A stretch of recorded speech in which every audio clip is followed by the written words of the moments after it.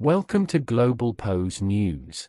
Ukraine has launched a counterattack in Russia's Kursk region, the Russian Defense Ministry says. As officials in Ukraine also suggested an operation was underway, Moscow said it had met the attack with artillery and air power. Ukrainian forces entered Kursk region in August, seizing a chunk of territory. Russian forces have pushed them back in some areas without managing to eject them entirely. Ukrainian President Volodymyr Zelensky has said that security guarantees leading to an end to the war would only be effective if the US under Donald Trump provided them. During a podcast interview with Lex Fridman, Zelensky praised the incoming US president's influence and suggested Trump had the leverage to at least halt Russia's ongoing invasion. Trump pledged during his election campaign to quickly end the war, without giving details. Zelensky said, "Trump and I will come to an agreement and offer strong security guarantees, together with Europe,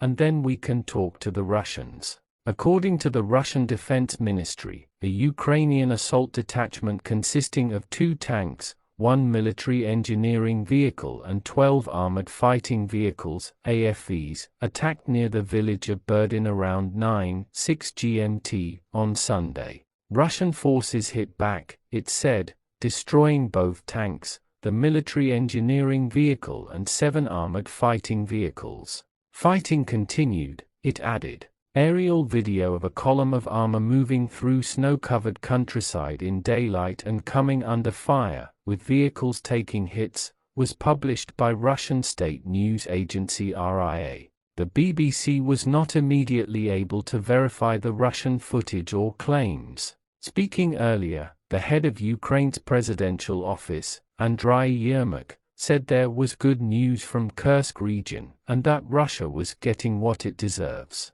Ukraine's top counter-disinformation official Andriy Kovalenko said in a Telegram post on Sunday, "The Russians in Kursk are experiencing great anxiety because they were attacked from several directions and it came as a surprise to them."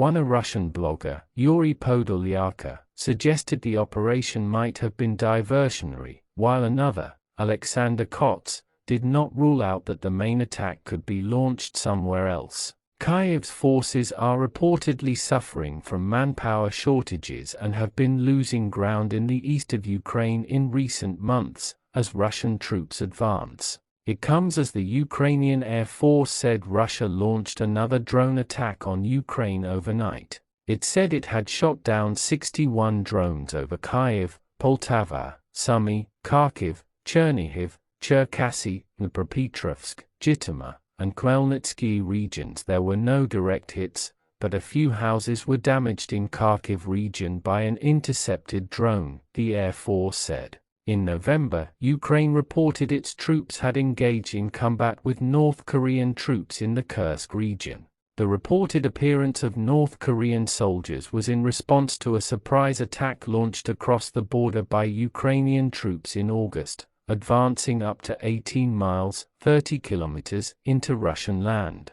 Moscow evacuated almost 200,000 people from areas along the border and President Vladimir Putin condemned the Ukrainian offensive as a major provocation. After a fortnight, Ukraine's top commander claimed to control more than 1,200 square kilometers of Russian territory and 93 villages. Some of that territory has been regained by Russia. For more updates, news, views from around the globe, follow us on all our social media platforms at Globalpose.